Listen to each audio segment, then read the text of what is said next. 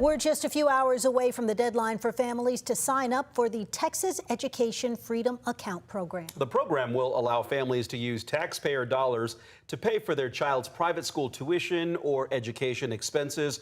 But one group is making a last-minute push to get the deadline extended again. KVUE's Daniel Perot joining us now in studio to explain this. Daniel.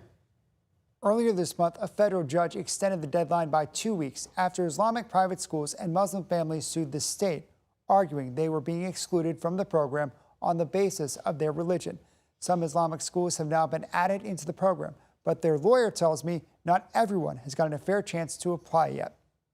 In the final hours to apply for the state's new program to help pay for private school tuition, a Hail Mary to buy more time. There are still schools that may not have been listed, and also schools that are not appearing on the school finder. Eric Hudson is the attorney representing Islamic private schools and Muslim families who sued the state over their exclusion. In the last 2 weeks, more than a dozen Islamic schools have been approved, but Hudson says the delay has skewed the makeup of the applicant pool and left some families with little time to apply. There is some confusion, I think, amongst parents and also the schools themselves about whether the additions have been completed. In a motion filed Monday, lawyers for the schools and families are asking the court to extend the deadline to April 14th and block the state from beginning the lottery process to determine who gets in until after the next hearing in the case on April 24th. If they go forward with the lottery, we're going to be baking a cake that can't be unbaked. The lottery will prioritize students with disabilities and those from low-income families.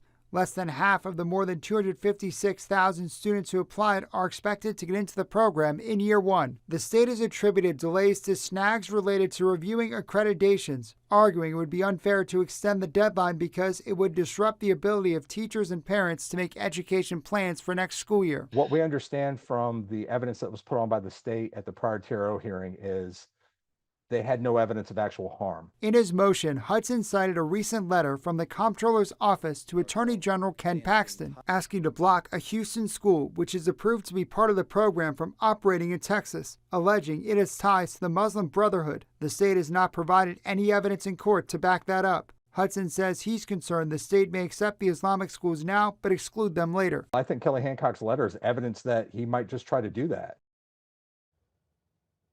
We're now less than 6 hours from the deadline. Still no word from the court. Hudson says that he does trust the system, the judge, and that the court will make the decision that it believes is best. The Comptroller's office has said that it will notify families if they are accepted into the program sometime early next month. Families in the program are expected to have access to that state funding sometime in July. Mark?